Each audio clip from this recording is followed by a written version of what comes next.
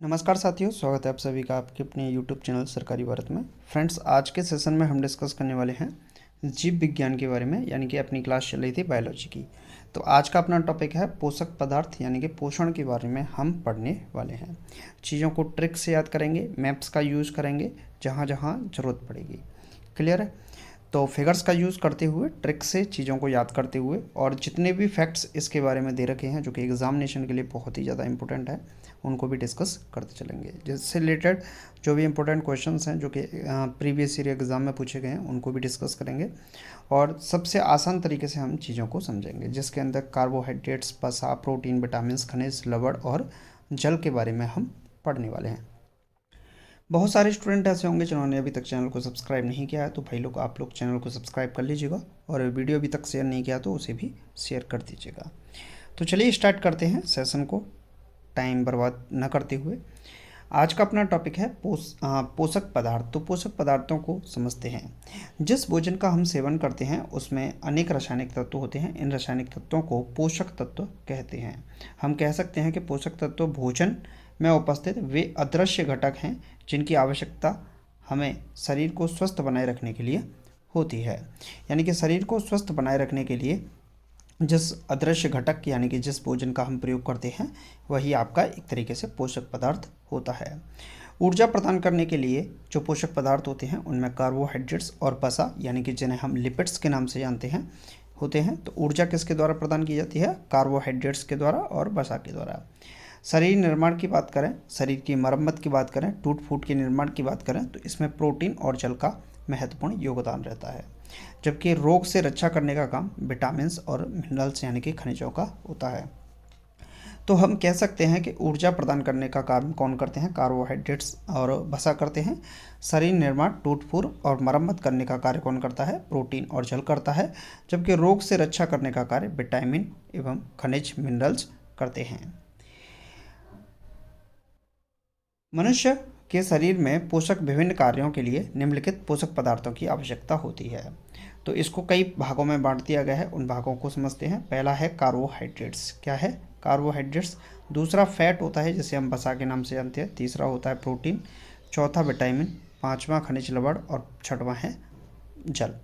ये सभी ऐसे पोषक पदार्थ हैं जिनके द्वारा हमारे शरीर को ऊर्जा ही नहीं बल्कि उनकी मरम्मत भी होती है। यानी कि इनके द्वारा हम ऊर्जा भी प्राप्त करते हैं, फैट भी प्राप्त करते हैं, प्रोटीन्स और विटामिन्स का भी हम प्रयोग करते हैं।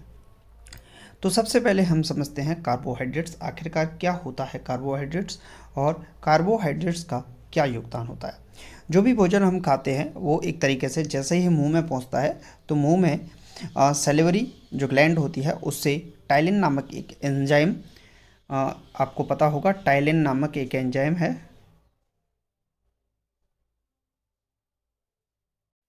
जो कि लार के द्वारा स्रावित होता है।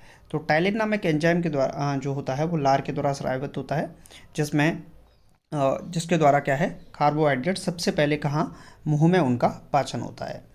जो कार्बोहाइड्रेट्स होते हैं उनका फॉर्मूला जनरली होता है CnH2nO6। ये कार्बोहाइड्रेट्स का जनरली फार्मूला होता है, जिसमें कार्बन का एक एटम, हाइड्रोजन के डबल एटम और ऑक्सीजन का एक एटम मिलकर इस अनुपात में बनते हैं। तो मुख्यतः अगर कार्बोहाइड्रेट्स में देखा जाए, जैसे ग्लूकोज है तो उसका फॉर्मूला होता है C6H12O6। तो ये कार्बोहाइड्रेट्स ही है। तो कार्बन, हाइड्रोजन और ऑक्सीजन का जो रेशियो होता है वो 1:1 का रेशियो यहाँ पर देखने को मिलता है। इनका मुख्य कार्य प्रतिदिन शरीर को ऊर्जा प्रदान करना होता है। इनकी मात्रा आहार में सर्वाधिक होती है। हमारे शरीर की लगभग 55 से 65% ऊर्जा की पूर्ति कार्बोहाइड्रेट से होती है। 1 ग्राम कार्बोहाइड्रेट्स द्वारा उत्पादित ऊर्जा 4.2 किलो कैलोरी होती है। तो 1 ग्राम कार्बोहाइड्रेट द्वारा उत्पादित जो ऊर्जा होती है वो कितनी होती है? 4.2 किलो कैलोरी होती है। तो ये भी एग्जामिनेशन में पूछा जा सकता है। तो 1 ग्राम इक्वल टू कितना हो जाएगा? 4.2 किलो कैलोरी एनर्जी। अब कार्बोहाइड्रेट्स के स्रोतों के बारे में समझते हैं कि कार्बोहाइड्रेट्स कहाँ से हमको प्राप्त होते हैं। स्रोत के लिए सभी जो अनाज होते हैं, मुख्यतः जौ का इसमें प्रयोग किया जाता है। जौ, गेहूं, मक्का, चावल, जिसमें जौ मुख्यतः माना जाता है। जबकि शहद, आलू, केला, अमरूद, गुड़, गन्ना, शकरकंद आदि ये कार्बोहाइड्रेट्स के रूप में होते हैं।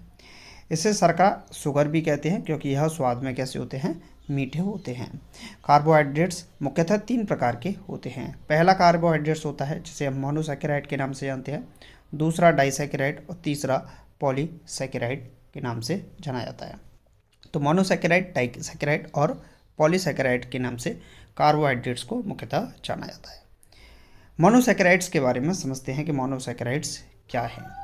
यह एक प्रकार के कार्बन परमाणु अणुओं के का बना होता है, यानी कि यह क्या है, एक ही प्रकार के कार्बन के अणुओं का बना होता है। यह सबसे सरल कार्बोहाइड्रेट होता है। कैसा होता है, सबसे सरल कार्बोहाइड्रेट होता है मोनोसैकेराइड। पाचन की क्रिया में इन्हें अंतिम रूप से प्राप्त किया जाता है। जो पाचन की क्रिया होती है उन्हें कहाँ पर प्राप्त किया जाता है, अंतिम रूप से प्राप्त किया जाता है, जैसे ग्लूकोज हुआ, फ्रक्टोज हुआ, गैलेक्टोज हुआ आदि। अब समझते हैं ग्लूकोज क्या है। तो तुरंत ऊर्जा, इंस्टेंट एनर्जी प्रदान करता है। ग्लूकोज का रासायनिक सूत्र अभी मैंने बताया था आपको, C6H12O6। शरीर का ईंधन भी इसको कहा जाता है। तो आपसे पूछा जाएगा शरीर का ईंधन निम्न में से किसे कहा जाता है, ग्लूकोज, फ्रक्टोज, गैलेक्टोज। तो आपका सही विकल्प क्या होगा, ग्लूकोज, जो कि शरीर के ईंधन के रूप में जाना जाता है। दूसरे नंबर पर आता है फ्रक्टोज। क्या आता है, फ्रक्टोज। दुनिया की सबसे प्राकृतिक शर्करा होती, मीठी प्राकृतिक शर्करा होती है। तो नेचुरल में अगर बात की जाए तो दुनिया की सबसे मीठी प्राकृतिक शर्करा क्या होती है, फ्रक्टोज होती है। फलों के मीठेपन का कारण होती है। शहद की शर्करा भी इसको कहा जाता है। तो फ्रक्टोज क्या है, दुनिया की सबसे मीठी प्राकृतिक शर्करा होती है। फलों के मीठेपन का कारण और शहद की शर्करा भी इसको कहा जाता है। तीसरी होती है गैलेक्टोज। यह आमतौर पर प्रकृति में अन्य शर्कराओं के साथ मिलकर पाया जाता है। डेयरी उत्पाद जैसे दूध, मक्खन, खट्टी क्रीम, आइसक्रीम, दही और लैक्टोज के रूप में गैलेक्टोज के सबसे अच्छे खाद्य स्रोत हैं। इसके बाद आता है डाइसैकेराइड। डाइसैकेराइड में बात करते हैं क्या है डाइसैकेराइड। यहाँ से प्रश्न बनने की संभावना भाई बहुत ज़्यादा रहती है, इस वजह से आप लोग इसका थोड़ा ध्यान रखिएगा। जब दो मोनोसैकेराइड जुड़ते हैं तब यह एक अणु बनता है, जैसे हम क्या कहते हैं, डाइसैकेराइड। जैसे हमने अभी मोनोसैकेराइड में ग्लूकोज, फ्रक्टोज और गैलेक्टोज को पढ़ा था। तो एक ग्लूकोज और एक फ्रक्टोज मिलकर क्या बनाता है, एक सुक्रोज का निर्माण करता है। तो ग्लूकोज और फ्रक्टोज किसका निर्माण करते हैं, ग्लूकोज और फ्रक्टोज सुक्रोज का निर्माण करते हैं। ग्लूकोज माल्टोज का निर्माण करते हैं, जबकि ग्लूकोज और गैलेक्टोज लैक्टोज का निर्माण करते हैं। पीएच वैल्यू की बात की जाए तो 7.4 पीएच वैल्यू पर ये होते हैं। सुक्रोज की बात करें तो गन्ने एवं गुड़ की शर्करा कहा जाता है। टेबल शुगर यानी कि चीनी को भी सुक्रोज के नाम से जाना जाता है। तो ग्लूकोज प्लस फ्रक्टोज क्या मिल जाती है, सुक्रोज बन जाती है। इसके बाद समझते हैं डाइसैकेराइड में माल्टोज के बारे में। जौ, ज्वार, मक्का, गेहूँ एवं अंकुरित अनाज की शर्करा कहते हैं शराब में पाई जाती है। लैक्टोज दूध में पाया जाता है। जो लैक्टोज है वो कहाँ पाया जाता है, दूध में पाया जाता है। और इसके अंदर एक प्रोटीन होता है जिसका नाम होता है कैसिन नामक प्रोटीन होता है। जब हम दूध को पीते हैं तो ये हमारे पेट के अंदर जाता है। तो जो दूध है वो किसके द्वारा पचता है, इसमें कैसिन नामक प्रोटीन होता है जिसको पचाने का काम करता है। रेनिन नामक एक एंजाइम होता है वो इसको पचाने का कार्य करता है। पॉलीसैकेराइड के अंदर बात करते हैं तो पॉलीसैकेराइड में यह सबसे जटिल शर्करा होती है। कैसी है, सबसे जटिल शर्करा है। इसके कारण इसके निर्माण में 2 या 2 से अधिक मोनोसैकेराइड्स भाग लेते हैं। देखिए मोनोसैकेराइड सरल जो जटिल सरल श्रृंखला होती है, एक तरीके से जटिल सरल शर्करा बोल सकते हैं। जबकि 2 मोनोसैकेराइड जब मिलते हैं तो डाइसैकेराइड बनता है। 2 या 2 से अधिक मोनोसैकेराइड्स जब भाग लेते हैं, बनते हैं, निर्माण होता है, तो उससे जटिल शर्करा का निर्माण होता है। यह भोजन को संचित यानी कि स्टोर करने का कार्य करता है। स्टार्च की बात करते हैं तो स्टार्च पौधों में पाए जाने वाला सबसे आम खाद्य भंडारण पॉलीसैकेराइड है। कैप्सूल भी किसका बना होता है, स्टार्च का बना होता है। तो कैप्सूल का जो आवरण होता है वो कैल्शियम कार्बोनेट यानी कि CaCO3 का निर्माण करता है। तो CaCO3 के द्वारा कैप्सूल के स्टार्च बना होता है। तो स्टार्च जो होता है वो पौधों में पाए जाने वाला सबसे आम खाद्य भंडारण है, पॉलीसैकेराइड है। इसके बाद है सेल्यूलोज। सेल्यूलोज पौधों में पाए जाने वाला एक अन्य महत्वपूर्ण पॉलीसैकेराइड है। इसके बाद देखते हैं हम ग्लाइकोजन को। तो ग्लाइकोजन क्या है, ग्लाइकोजन जानवरों में प्रमुख भंडारण पॉलीसैकेराइड है। ग्लाइकोजन यकृत और मांसपेशियों में संग्रहित होता है और जानवरों में ऊर्जा आरक्षित के रूप में कार्य करता है। इसके बाद आता है काइटिन नामक पद, काइटिन जो काइटिन होता है वो एक नाइट्रोजन युक्त कार्बोहाइड्रेट है जो कि मुख्य रूप से कवक में पाया जाता है। कवक की कोशिका भित्ति काइटिन नामक यौगिक की ही बनी होती है। तो प्रश्न आपसे पूछता है, जो देखिए जो सेल्यूलोज है वो पेड़ पौधों के अंदर बहुत ज़्यादा पाया जाता है, जबकि काइटिन जो होता है वो एक नाइट्रोजन युक्त कार्बोहाइड्रेट होता है, और ये कवक के अंदर जो कवक की कोशिका भित्ति होती है वो काइटिन नामक यौगिक की ही बनी होती है। इसके बाद हम पढ़ते हैं फैट को। फैट यानी कि वसा को। वसा अर्थात चिकनाई शरीर को क्रियाशील बनाए रखने में सहयोग करती है। वसा शरीर के लिए उपयोगी है, किंतु इसकी अधिकता हानिकारक भी हो सकती है। सामान्यतया हमारे शरीर में वसा यानी कि जो लिपिड होते हैं के रूप में मिलती है। इसमें कार्बन, हाइड्रोजन, ऑक्सीजन विभिन्न मात्राओं में उपस्थित रहते हैं। वसा सामान्यतः 20 डिग्री सेंटीग्रेड ताप पर ठोस अवस्था में होते हैं, परंतु यदि वे इस ताप पर द्रव अवस्था में हो तो उन्हें तेल कहते हैं।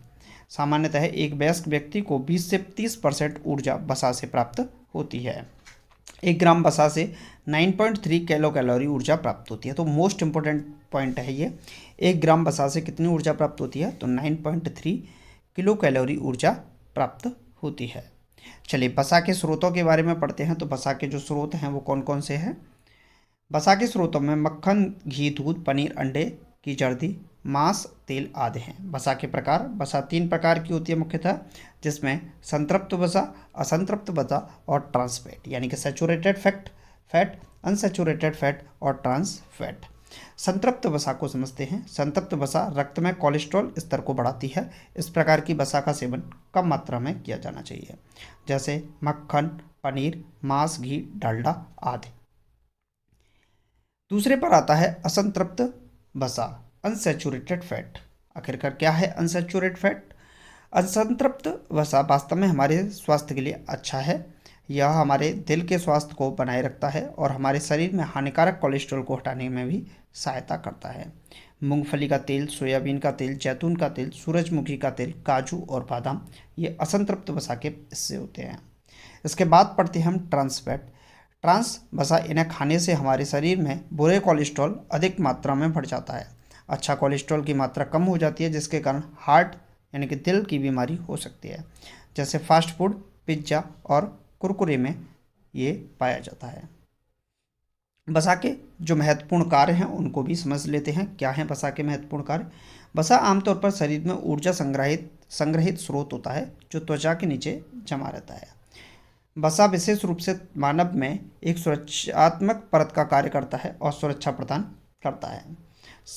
वसा शरीर के अंगों को बाहरी आघात से भी क्या करता है? बचाता है। वसा शरीर के तापमान को बनाए रखता है। वसा स्वस्थ कोशिका कार्य को बढ़ावा देता है। ऊँट के कुबड़ में वसा पाया जाता है। तो आपसे प्रश्न पूछेगा वसा कहाँ पाया जाता है? तो ऊँट के कुबड़ में भी वसा पाया जाता है।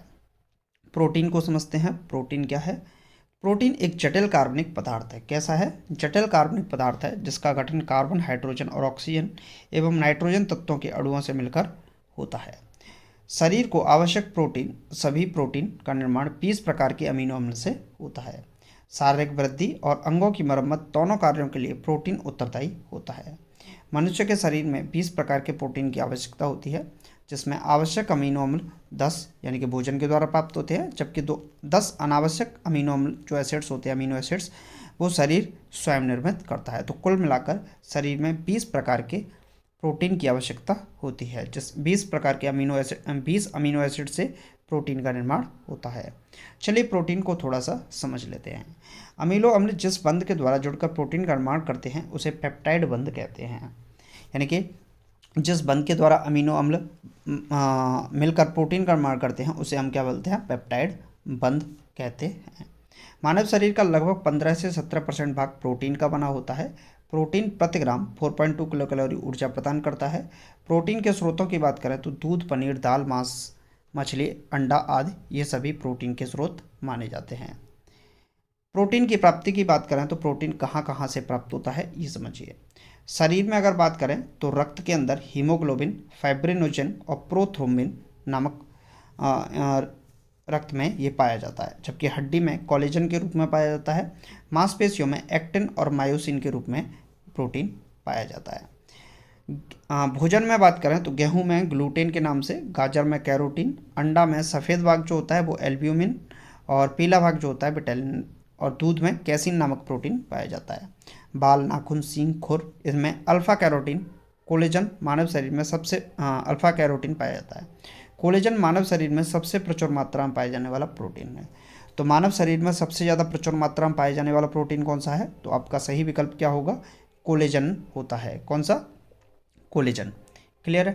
प्रोटीन की कमी से होने वाले रोगों को समझते हैं। ये क्वेश्चन बहुत इंपॉर्टेंट है और अभी जो रीट का एग्ज़ाम हुआ था उसमें भी ये क्वेश्चन पूछा गया था। क्वासी-योरकर जो बीमारी है ये किसके कारण होती है? तो प्रोटीन की कमी से होती है। यह मुख्यतः बच्चों में होती है। इसके कारण शरीर एवं मानसिक बुद्धि रुक जाती है, हाथ पैर सूख जाते हैं, पेट फूल जाता है। इस तरीके से ये आपको प्रोटीन की कमी से होने वाला रोग है। इसके बाद होता है मरासमस रोग। यह भी प्रोटीन की कमी के कारण होता है। इसे सूखा रोग भी कहते हैं। इसमें शरीर सूख जाता है और वजन कम हो जाता है, मतलब दुबला पतला शरीर इसमें हो जाता है। खनिज लवणों को थोड़ा सा समझ लेते हैं। मिनरल्स की क्या जरूरत है हमारे शरीर में? खनिज लवण अकार्बनिक पदार्थ हैं। सबसे पहला प्रश्न तो यही है, खनिज लवण कैसे पदार्थ होते हैं? अकार्बनिक पदार्थ हैं। मानव शरीर में लगभग 29 खनिज तत्वों की आवश्यकता होती है। इनकी आवश्यकता शरीर की विभिन्न अभिक्रियाओं के लिए होती है। कैल्शियम हड्डियों और दांतों के निर्माण के लिए इसकी आवश्यकता होती है। दूध, मांस, हरी पत्तेदार सब्जियों आदि में ये पाया जाता है। इसकी कमी से शरीर में ऑस्टियोपोरोसिस नामक बीमारी हो जाती है, जिसमें हड्डियों में दर्द होता है एवं वह कमज़ोर हो जाती हैं। फास्फोरस और आयरन के द्वारा समझ लेते हैं। तो जो खनिज लवण है फास्फोरस, यह हड्डियों और दांतों को मजबूती प्रदान करता है। यह तंत्र को सही कार्य करने के लिए सहायक होता है। यह चावल, मूंगफली, सोयाबीन और पनीर आदि में प्राप्त किया जाता है। आयरन, यह रक्त में पाए जाने वाला हीमोग्लोबिन का प्रमुख घटक होता है। यह रक्त के निर्माण में का सहायक है। यह हरी सब्जियों, अमरूद, अंगूर आदि में पाया जाता है। इसकी कमी से कौन सा रोग होता है? रक्त क्षीणता, जिसे हम एनीमिया नामक बीमारी कहते हैं। इसके बाद आयोडीन की कमी से जो बीमारी होती है उसे हम कहते हैं घेंगा की बीमारी, ग्वाइटर बोलते हैं घेंगा की बीमारी। और ये क्या है? यह थायराइड ग्रंथि को सही से कार्य करने में सहायक होता है आयोडीन। और जब इसकी मात्रा की क्या हो जाती है? अधिकता हो जाती है, तो या आयोडीन की जो कमी हो जाती है उससे ग्वाइटर नामक घेंगा नामक रोग हो जाता है। इसके स्रोत समुद्री भोजन, दूध, अंडा, मांस आदि ये होते हैं। इसके बाद जल यानी कि वाटर को समझ लेते हैं। छोटा सा पार्ट है ये। तो शरीर के विकास के लिए जल अत्यंत आवश्यक है, क्योंकि मानव शरीर में का लगभग 65 से 70% भाग जल से ही निर्मित होता है। शरीर में उपस्थित अपशिष्ट एवं विषैले पदार्थ जल में घुलकर शरीर से बाहर निकल जाते हैं। जल हमारे शरीर के ताप को पसीना तथा वाष्पन द्वारा नियंत्रित करता है। जल भोजन में उपस्थित पोषक पदार्थों के अवशोषण में भी ये सहायक होता है। तो उम्मीद है आपको आज का सेशन अच्छा आया होगा। छोटा सा वीडियो था, लगभग 18-20 मिनट का वीडियो है, और इस वीडियो में हमने पढ़ा पोषक पदार्थों के बारे में। अभी तक आप लोगों ने चैनल को सब्सक्राइब नहीं किया है तो सब्सक्राइब कर लीजिएगा, और प्लेलिस्ट आपको मिल जाएगी, वहाँ से आप लोग क्लासेस का बेनिफिट ले सकते हैं। मिलते हैं नेक्स्ट वीडियो में। Thank you for watching this video.